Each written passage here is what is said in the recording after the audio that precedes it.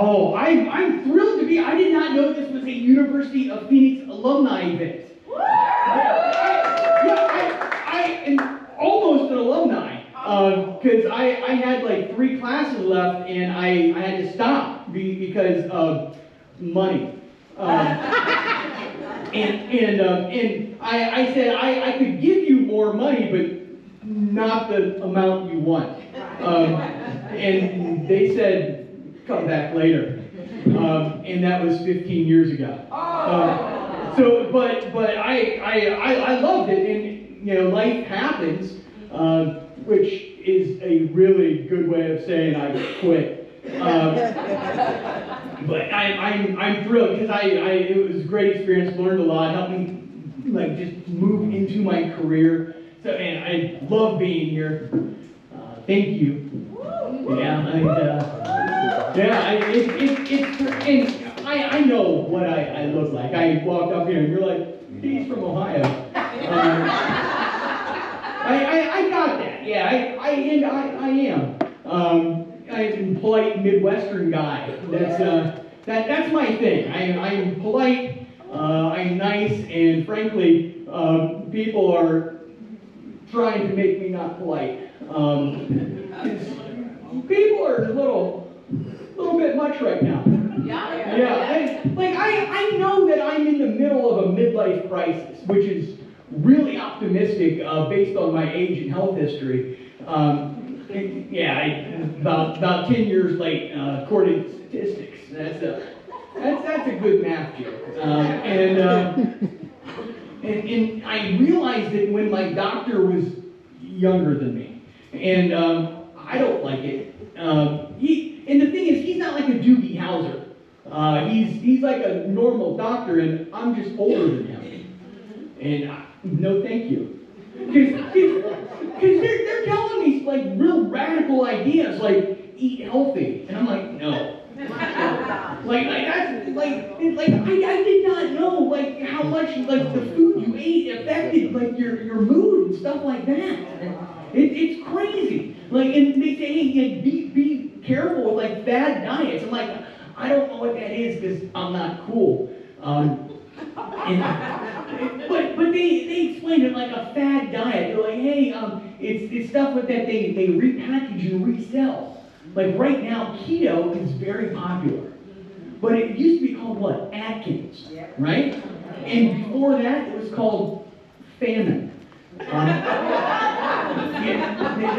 a biblically based diet. It's very popular in third world countries. It works, but I get it because you know that's why they come here. We're leaving carbs on the table. I would cross the river for lasagna. I don't blame anybody else. The doctor, like the young doctor, he came in. He's like, oh, you got to eat better. I'm like, no.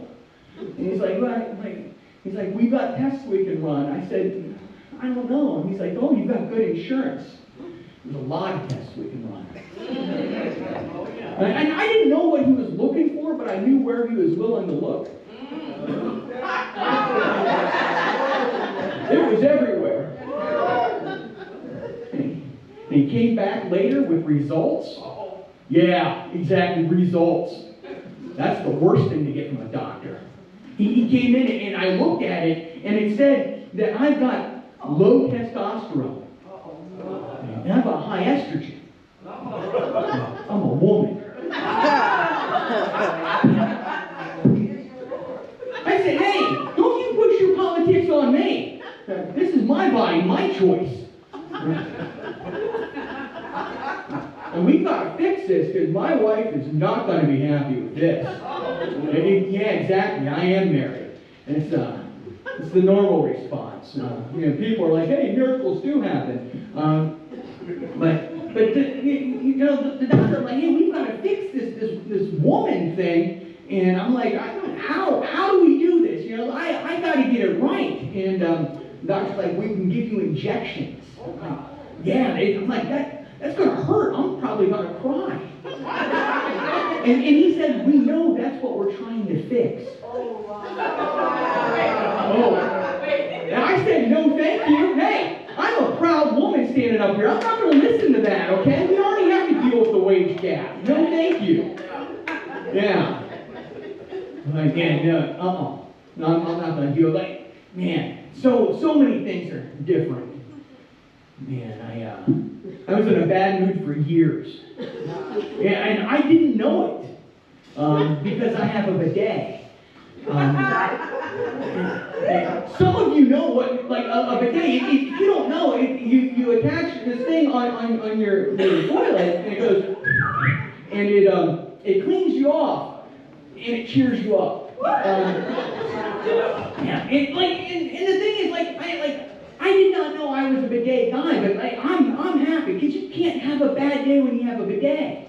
That's where the name comes from. I think it's Australian, like bad day, bidet. Like it kind of rolls off the tongue. That's the wrong side. But and the thing is, I didn't know I was going to be that guy. Like I wasn't raised in Australia or wherever it's from, but I got it as a gag gift for Christmas in 2019, and like I'm never going to use this.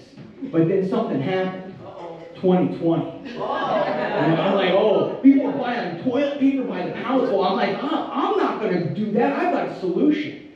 You know, so I went in, I installed it because I'm pretty handy, and I forgot about it. I know. The next day I went in. Yeah, business happened. You don't need to know that part, but I looked down and I saw a button.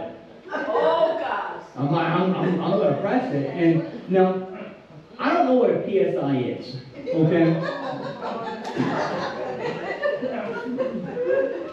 Well, we've got enough to lift me 3 feet in the air, right? I pressed the button. I tasted water. And next thing you know, I was waking up 20 minutes later. My wife found me. A beach well in my own home. Yeah, we saved on toilet paper. We had to remodel a bathroom. Oh yeah, it was a rough experience. That's what I can. But I'm still in a good mood. Yeah, I'm still a bidet guy. If you can go through that and still be a bidet guy, hey. You feel good. Exactly. You're having a good day. Good day. You know, one thing we say, you know, like I see the empty seats up front, but I know there's so many people out here. We're not mean people. I'm not at least. And the other comedians aren't. I try not to swear and cuss. Like I do sometimes because I drive in Jacksonville. But you know, I try to like do nice things. I try to use replacement words and phrases so I can still be in conversations with people when they feel the need to swear. And you know, so I'll just replace what they're saying with something a little bit nicer. You know, like, yeah, I agree. He is full of feces. You know, or just something easy like that. You know, like, oh yeah, he is a rectal boy. You know, something where people would understand what. I'm in the conversation, but sometimes people will say things, you know, and I'll just immediately give the replacement word, and it's probably not the best one. Like for instance, I was at my kid's soccer game, and yeah, I got kids and I love them even if they do play soccer. And we're there, you know, and we're cheering, and one of the other parents, he starts yelling things I don't think the kids should hear. You know, I'm like, hey man, be nice. You know, they're kids. You know, and he looked at me, and he was real angry, and he said the big one. Yeah, he said the F-bomb to me at a kid's soccer game. And I just immediately did the replacement. I said, I will make love to you. And we're having a whole new argument now.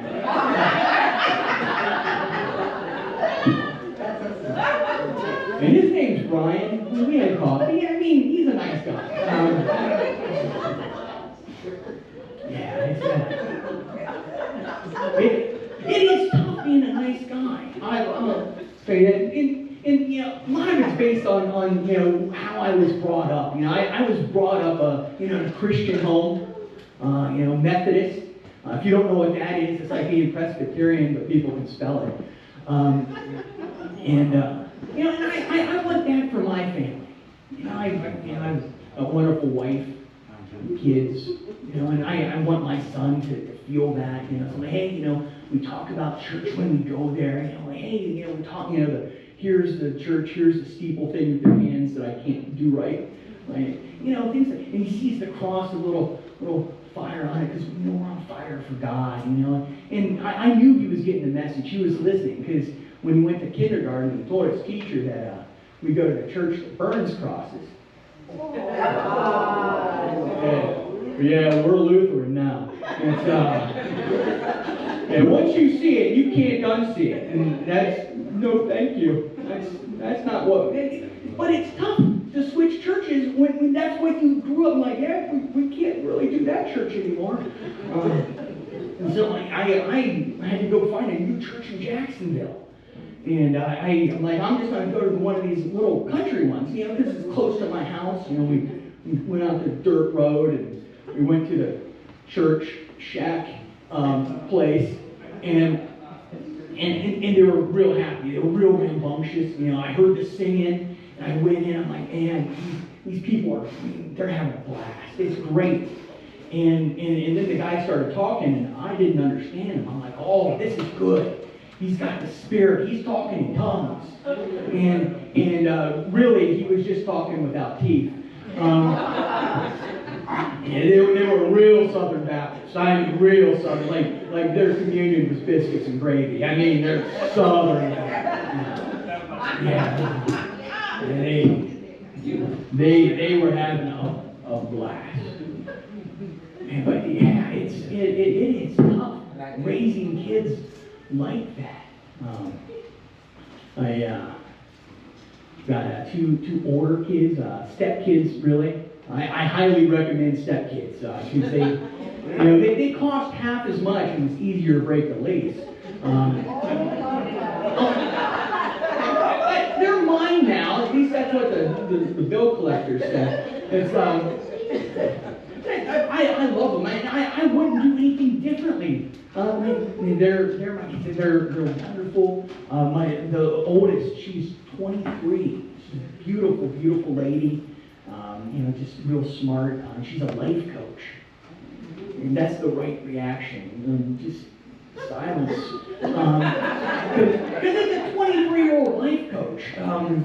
What can a 23-year-old teach you about life? I think it's probably good, but she is coaching other people on how to live on my insurance, and I'm co-signing her utilities. So really, if you want your kids to learn how to leech off of you, talk to my daughter. She'll tell you. It works well. The first time I ever really had to spend time with the kids, like by myself, where I was in charge, I did not do good. We were there, and my wife, she's like, I'm going to go to work and grab the kids for the day. Yes, I had plans. We're going to have fun. We're going to do stuff, and then all of a sudden, my wife leaves. I go in to feed the pet, and it's dead. Yeah. Now, this is terrible because my kids have never really experienced this before. Everyone in the family was still alive, which is a real shame if you met them. Yeah, I said. But all of a sudden, their pet is dead. I'm the one that's got to break it to them. And I'm the new one. I'm the new parent.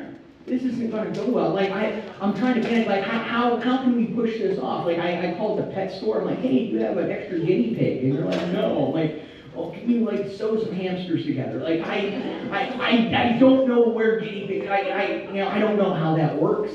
But no, the kids came in and they saw that Princess Beyonce was dead.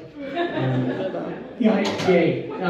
Yeah, he was a great guinea pig. Yeah, don't misgender him.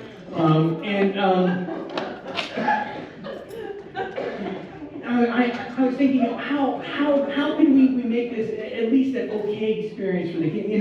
Not a good experience, but what can we do? And I said, hey, let's have a funeral. We'll bury him in the backyard.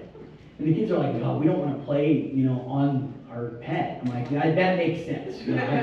I've seen that Stephen King movie. That's a terrible choice. I can't just throw them in the woods at this point because they've seen them. And so I'm a problem solver. It's what I do. It's what I learned at the University of Phoenix. So I said, what do we have? We've got a dead guinea pig. I've got some lumber in the garage. And we've got a pond out back. We're going to have a Viking funeral. Yeah. The kids got to say goodbye. Princess Beyonce got to enter the gates of Valhalla. And the HOA got some new rules.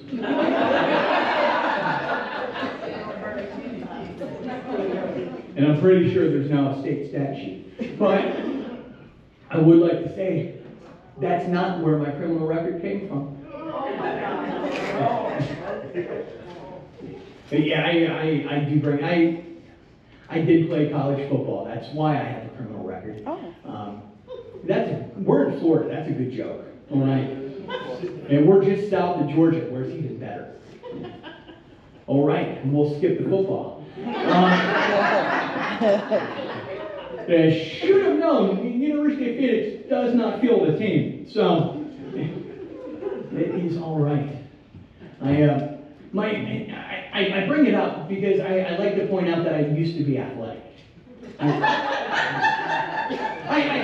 know it confuses some people, but I used to be an athlete. Now I do try to actively avoid working out now. Not because I don't enjoy working out. I actually do. I just don't like you workout people. You people are very culty. Because you always try to convince the other people to do what you do. It's like, hey, come over here and flip this tire with me. No, the tire rolls. It just rolls. It's science. We figured this out years ago. That's where cars go. And I had a real happy, bouncy person come up to me like, hey, you interested in a 5K? I've got my own retirement plan. And they're like, no, a 5K, it's a kilometer. I'm like, whoa, we won the war. Like this is America. I'm like, I don't even know what a kilometer is. But I can stand here and look it up on my phone, like God intended, not move it. And a kilometer is roughly 11 football fields long. And we can picture that because we're American. And like 11 football fields times 5. 55 football fields. Wow. Yeah, I know. That's more than Barry Sanders ran in college. He won the Heisman. Yeah. I don't even have a bowling body. No, thank you. And doctors like, and I'm talking about losing weight here, and I do have to bring this up. I've lost over 100 pounds. It was a lot of hard work, which is why I made the doctor do it. Oh my God. Exactly. Yeah. I did the surgery where they go in and they basically remove most of your stomach. Yeah, and it's been life-saving. It's great. But things are different now. And the thing is, I didn't realize what bad place I was. The doctor did one test that actually changed everything for me. It wasn't a hormone thing or any real invasive thing. He weighed me. And the thing is, when the doctor weighs you, you start off in you're in a room that's maybe the size of this stage, and it's got everything in it you need for the doctor's visit, except for the scale. The scale's out there. Yeah, the scale's in the hall, where everyone is. And they're like, hey, come on out here and let's get weighed. And I had one of the doctors, and they've got the scale, and you step on it, and you go clunk and tap, tap, and clunk and tap. Yeah. So I'm like, let's start with most of it over here. And the doctor's like, no, we've got a process. I said, I don't pay by the hour, sure. And so I got up and we're like, oh, clunk and tap, tap, tap, tap. And it's like, and he was very disappointed because then we clunk and move it back, tap, tap. And there was a lot of clunking. I'm not going to go through all the clunking and tapping, but there was a lot of clunking and tapping. Like, people were coming out of their rooms, like their little prairie dogs sticking out, like, well, we're hearing clunking and tapping. I'm like, what's going on? You know, like, is this construction? I'm like, there's a lot of clunking and tapping, but it's not construction. And like, there's nurses over here making prop bets. Like, how far is this going to go? Thank you. That makes me feel good. And finally, there's a crowd. There's a crowd around, and we get to the number. And this is the come to Jesus moment right here, because we're all looking and we see the number. It's level, and everyone drops their eyes. And me and the doctor, we're making eye contact. And then he finally drops his eyes, and he's embarrassed. But I'll say it. I'll put it out there. The number 370. I know. I was 10 more than a circle. I was officially out of shape. That is a good math joke, right? That doesn't really play in most of Duval, but I'm real happy you guys got it. And the thing is, like it was life changing, but I'm also like, man, it could just be also bad genetics. I'm carrying all this weight. All these things are happening, and I learned after my surgery, there's other ways for people to lose weight. Like my cousin also had 100 pounds that he had to lose, and he did. I had the surgery. He did other things. He focused on de-stressing, doing things for himself. He got massages. He did the Chinese thing with the needles. Yeah, heroin.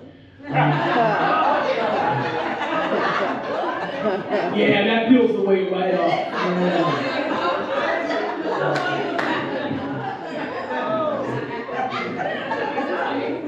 Also makes you lose teeth and a mortgage and a family. So I think I came out on top. I've got a high dental copay. I think I went the right choice. Yeah. Avoid the opioid epidemic. But he looks good. That's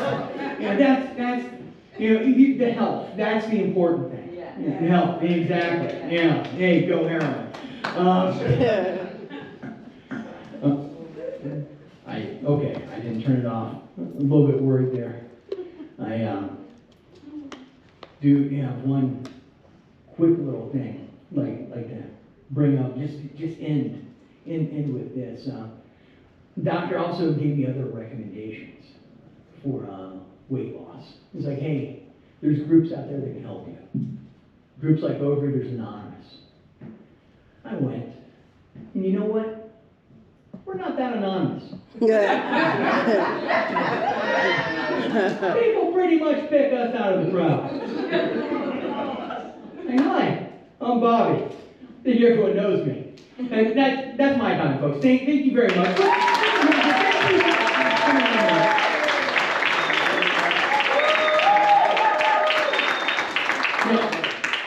It is a true pleasure of mine. I get to bring up a friend of mine who happens to be one of the funniest people I know. And I know this because all the comedians that I know